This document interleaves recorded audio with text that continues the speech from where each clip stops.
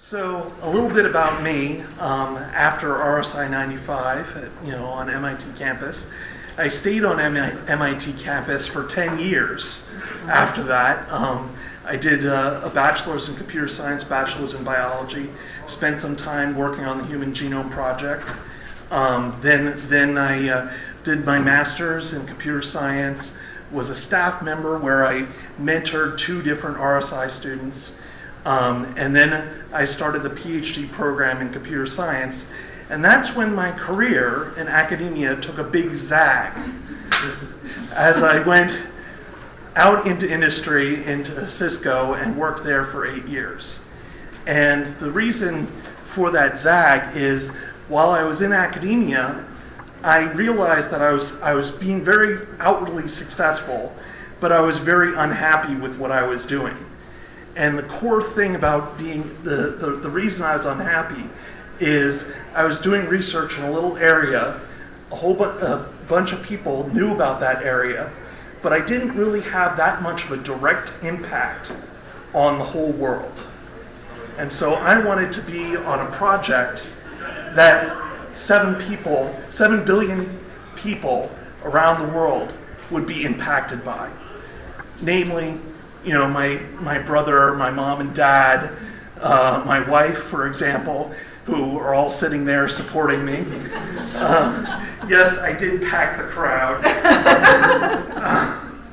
So I'm going to talk about, I've been working on IPv6 at Cisco for 8 years, sitting in exactly the same cube, although, at times there have been lots of people working on the project. At times there's been just me working on it in my group, and I ended up changing managers because I had a vision of the way that I wanted to change the world, and the manager that I came in with didn't agree with that vision, so I got a new manager, another zag. But I'm going to be talking about how do we make the internet bigger? And so we're transitioning over from an internet of people to an internet of things and an internet of everything. And the idea is that, not only is it, cell phones, TV, phone on the internet, but we're going to have cars on the internet, light switches on the internet, security cameras on the internet. Pretty much everything that could be woken up, we're going to try to wake up and make internet accessible. And this project has the potential to increase the world economy by $14.4 trillion over 10 years. Whether we will reach that potential or not remains to be seen, but at least that's the order of magnitude that we're talking about in terms of changing the world. $1.2 trillion in 2013 alone.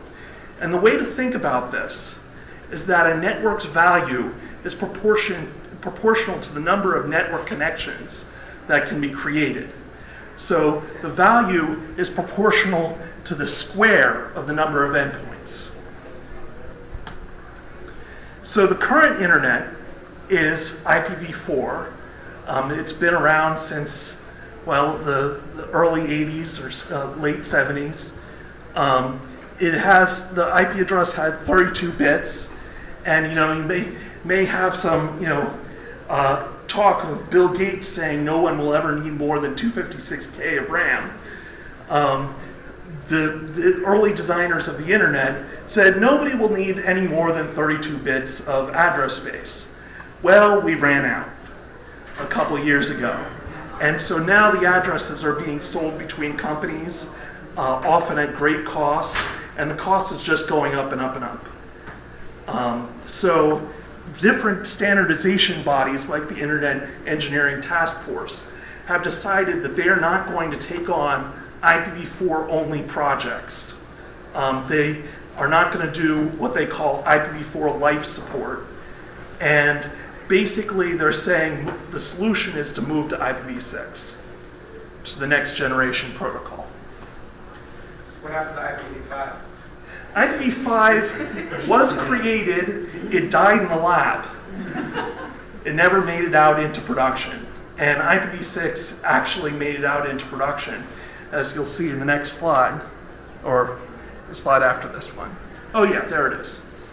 So an IPv6 address is 128 bits. And the way to think about this, although you can slide the divider between the locator and the identifier in IPv6, if you have 64 bits for a locator and 64 bits for identifier, the locator can map to every location to the size of a grain of sand on the surface of the earth.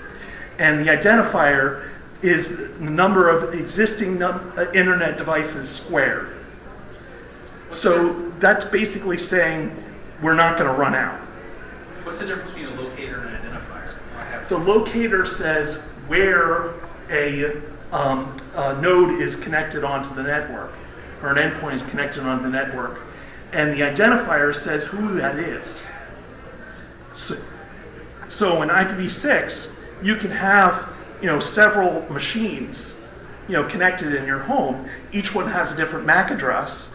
The identifier can be created using an approach called EUI64 that just basically takes the 48 bits and pans it out by 64 bits, slaps that into the identifier portion, and the location portion is given to you to say, this is my home router that I'm getting internet access from, and contains within it information to be able to get packets to your router. So the Internet of Everything begins with IPv6 connectivity. That's the enabler. And although IPv6 has been specified for more than 15 years, it's only recently that we've actually seen adoption on a mass scale.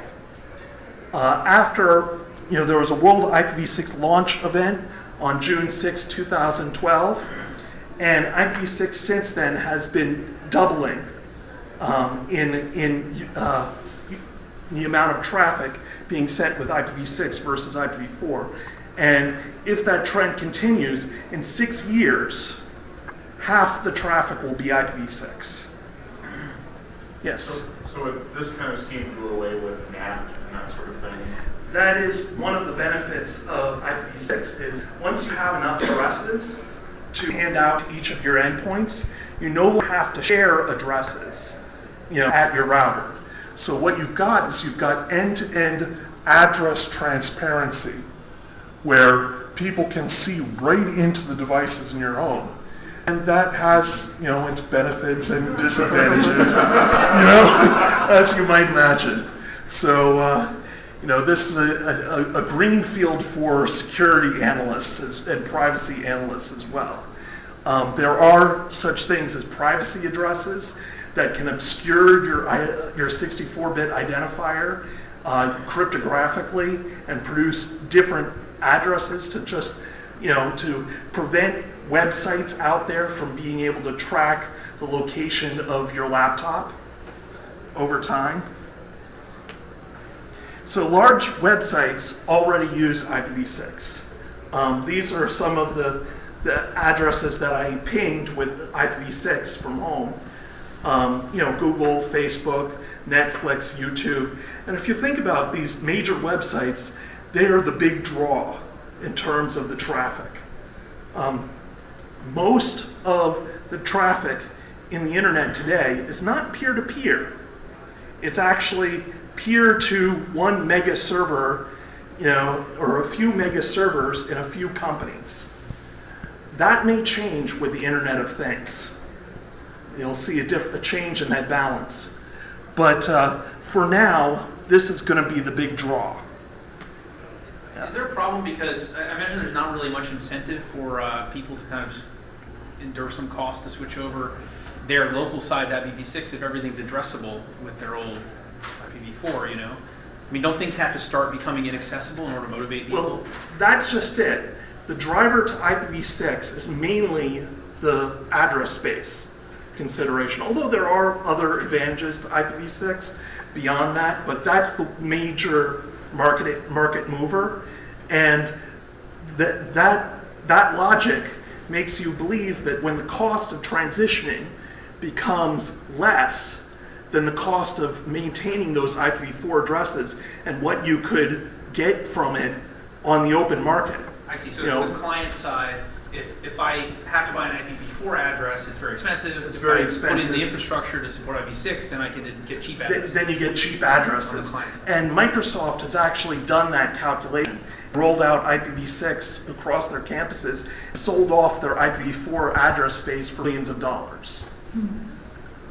Why is anyone buying their IPv4? Because they don't want to transition to IPv6 yet, but as it gets more and more and more expensive, they're going to want to. So Because also want to buy a bunch of Cisco routers. that's right. It's all about selling those Cisco routers. So here's the structure of the internet. You'll see that there's a core, a set of routers, aggregators that are in between the core and the edge. And the edge is what's in the service provider network that connects to your cable modem or whatever devices you have in your home. And I actually work on the edge of the network, and I'll talk about that a little bit more. We have different routers for each one of these areas because there are different scaling properties that are needed in different areas of the internet.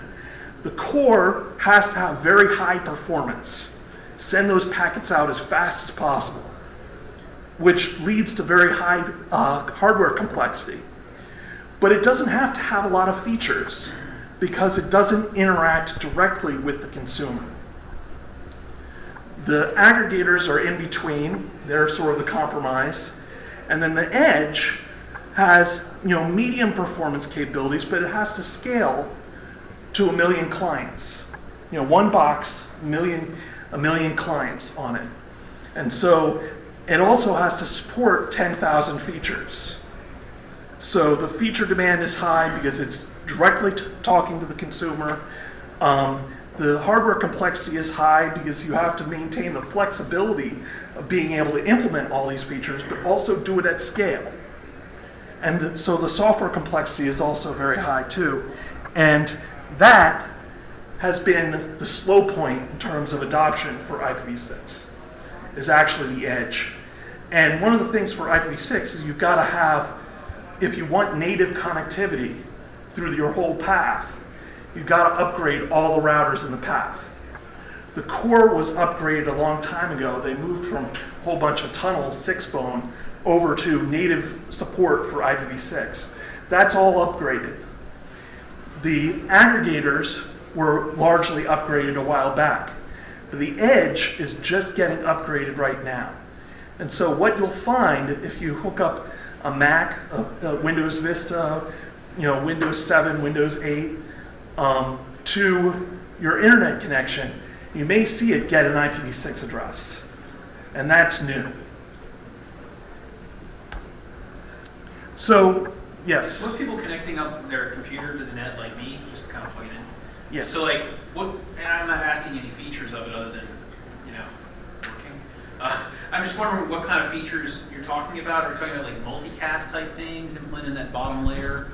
Or what kind of things that a consumer might know live there? So if you're really nerdy, you'll know about like May not be nerdy stateless address auto configuration that allows you to configure addresses automatically without requiring a DHCP server. There are a whole bunch of other features like advanced neighbor discovery features. So once we get everybody on IPv6, they'll start to realize, hey, wait, this is a rethinking of the basic network primitives of networking, and my network actually works better than it used to with IPv4. But we got to get everybody to switch first. So here's the anatomy of an IPv6 address. I started out with 2001 DB8, by the way, is the documentation prefix for IPv6. It's not routable, but it's supposed to be used in all presentations and documents, etc. So if you have 128 bits, you can use the table on the left. It's just essentially counting binary and counting in hexadecimal in order to map it to hexadecimal letters. And then you can put colons every 4 digits, hexadecimal digits. And then you can start saying, hey, there are a lot of zeros in this address. Let's abbreviate so you can have 1 0 for each colon. And then you can say, hey, wait, I have a lot of colon 0, colon 0, colon 0. So you're allowed to insert 1 colon colon in order to abbreviate the address even more. So you don't have to type all 128 bits of address in. But I will use this simplification throughout the rest of the talk. So what does a router do? So I can have an email that I want to send to, say, RSI with my internet talk attached. And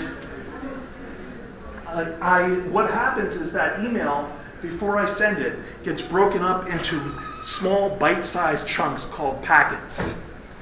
And these packets are sent through the network to the destination. And then they're reassembled at the destination into an email message. So what does the router do in this? Well, it says, I got this incoming packet, and the destination address is this address. So I'm going to send it on link A to the next hop of router 2. And each of the routers has a routing table and makes these decisions, and it makes it to its destination.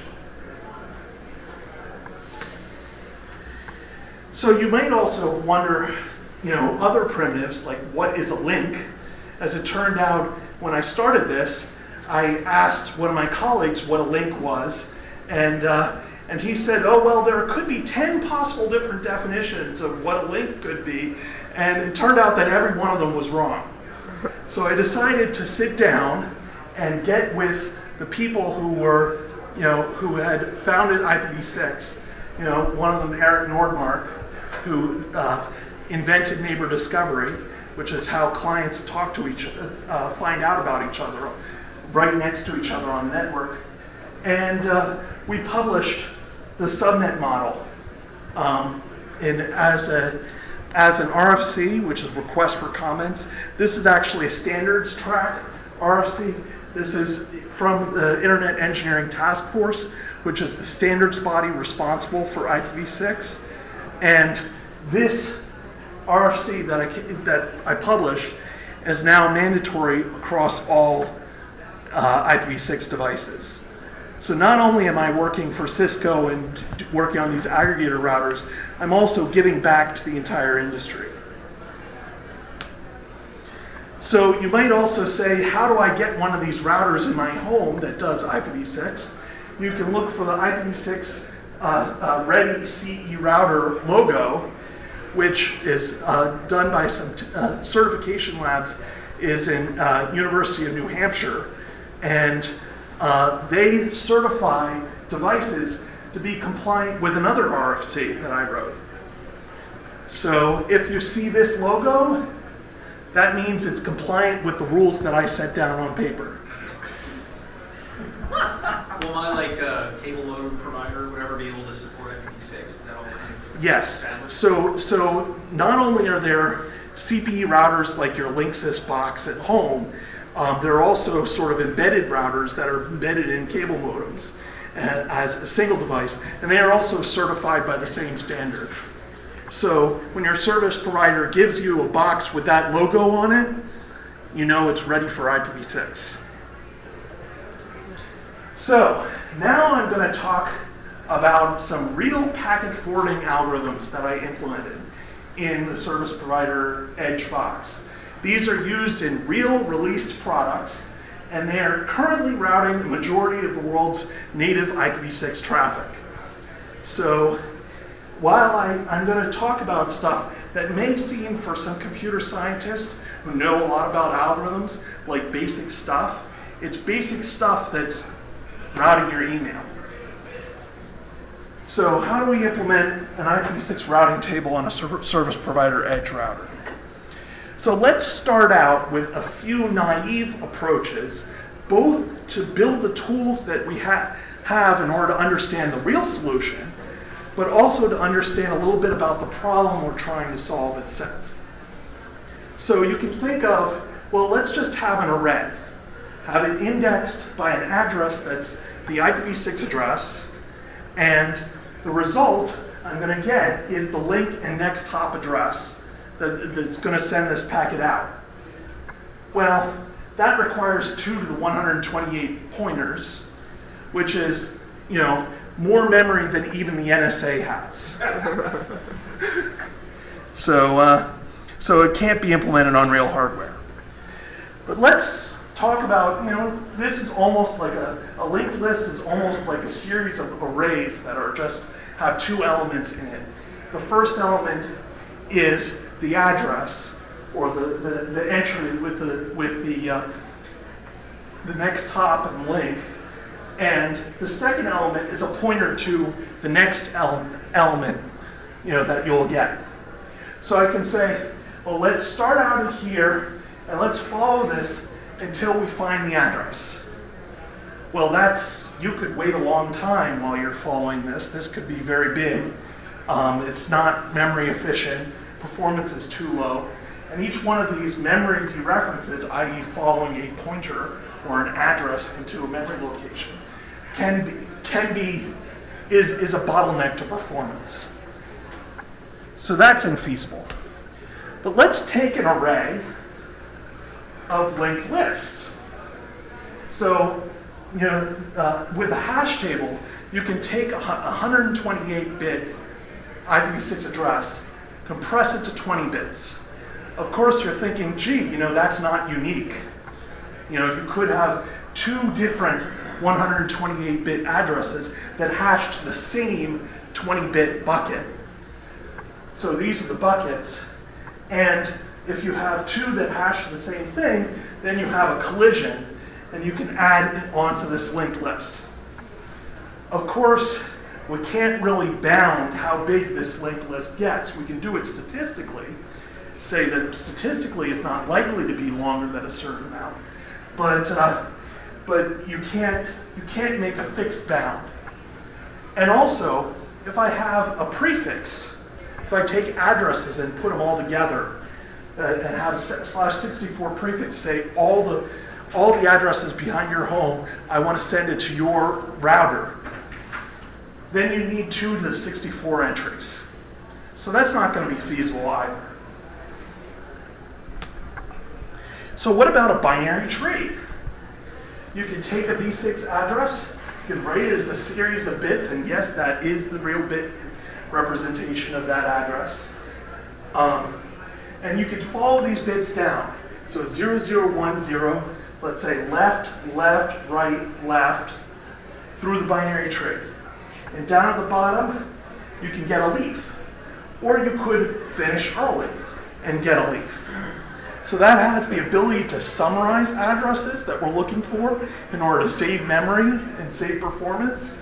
But it's still not very memory efficient, because if I have to go down all 128 bits, I'll have 128 memory dereferences. Incidentally, that summarization is called longest prefix match.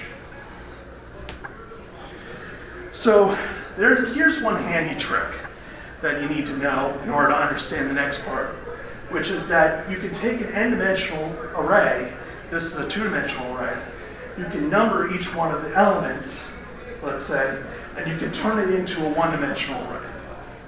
That essentially takes 2 memory dereferences and puts it into 1 memory dereference.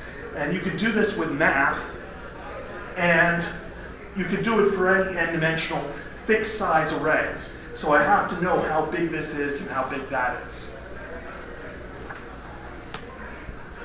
So now I'll talk about an entry.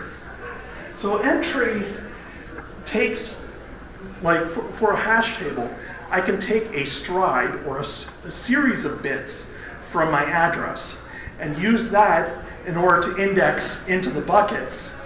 But then, instead of having a linked list, I can have an array at each entry, a fixed size array. And so then I get this two-dimensional array, which I can optimize into a single array and just have one dereference. And I can have these stacks of 2D arrays, and I can follow a path from the top down to the bottom, which is a route in the routing table. And it ends in a leaf that contains the information on the next hop and the next place to route this packet. So this is actually pretty good. The conflict array, i.e., the array that I substituted for the linked list, limits how many worst case routes I can have. So that's, but that's okay. If I make it large enough, it should be okay. And then I do have inefficient lookups for /128-bit addresses. /128-bit addresses says, this is a host I know that's, say, directly on my network. I want to send data directly to it. This is a common case.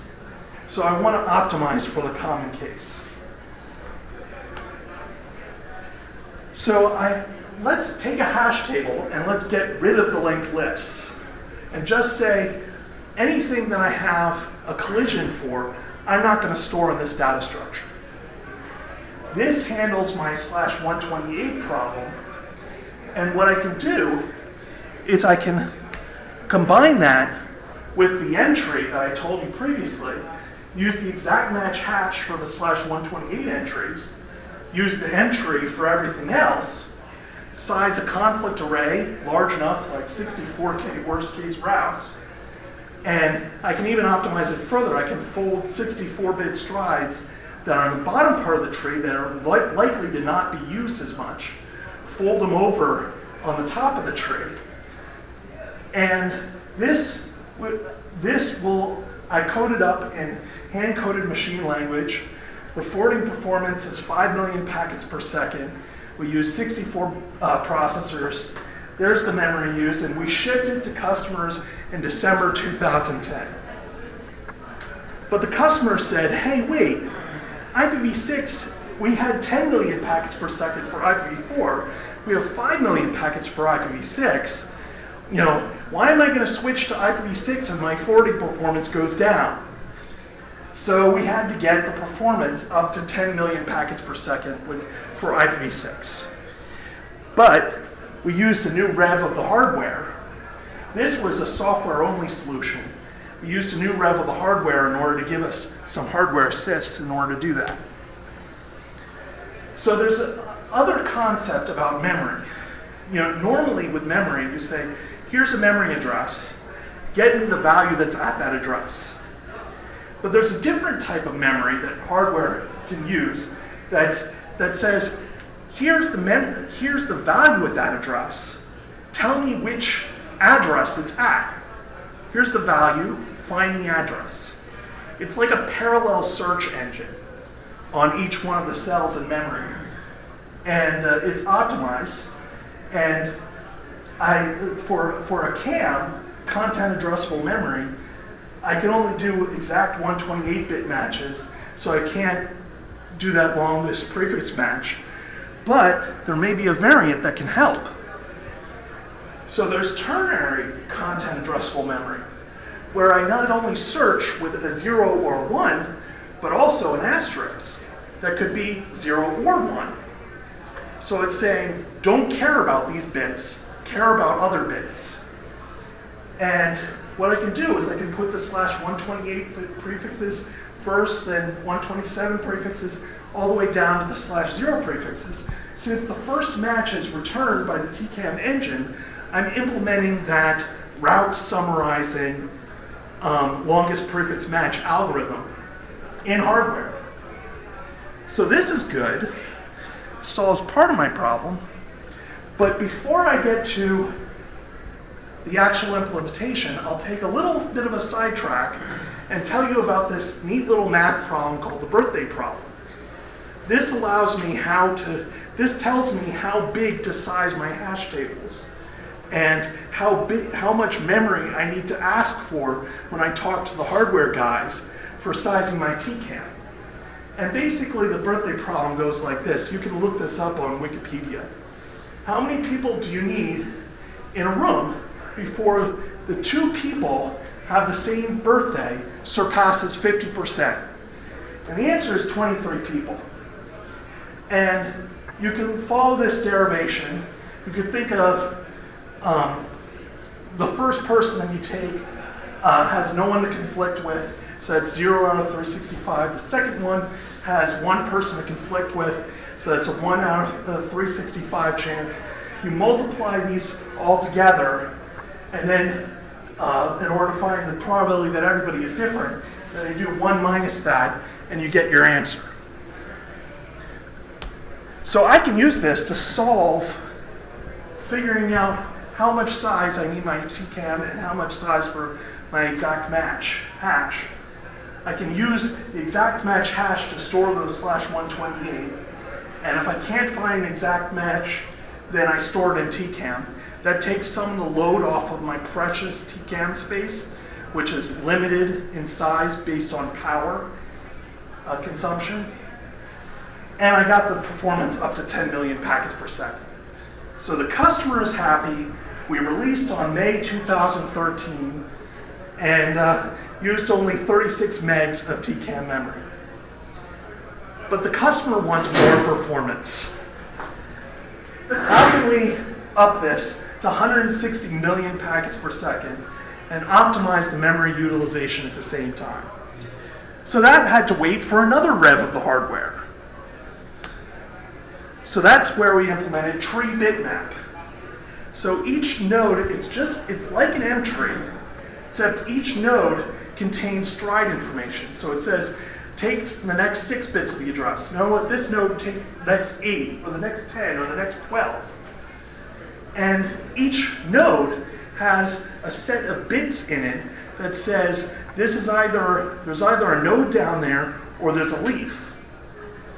So it tells me whether I stop searching or keep on going in the bitmap that maps the bits to the nodes. And I changed from being fixed size arrays to using dynamic memory allocation.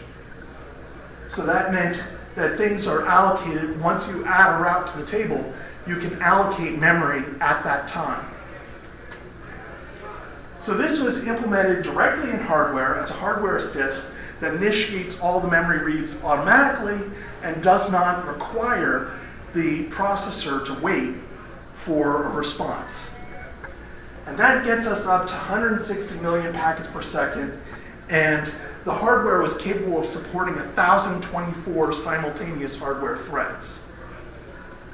But because it's dynamic memory allocation, people ask, of course, well, how much memory are you going to use? And so we did different distributions. I did different distributions.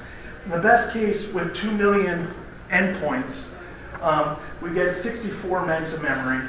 Worst case, 1.4 gigs of memory. And the average case, fortunately, is much closer to the best case than the worst case. So that was only 80.5 megs, at a scale that our specification demanded. This is planned for a future release. Hasn't been released yet. So we've seen 3 different algorithms used in different products to optimize for memory and forwarding performance. And even though we've had 30 years to crack this problem, we keep on designing new forwarding algorithms and innovating at the fundamental internet technology of the routing table. Innovation at the fundamental level has a huge impact on the world. So you've just seen how one Rickoid can enable a $14.4 trillion expansion goal and change the way everyone lives, works, plays, and learns. So imagine what all of RSI can do.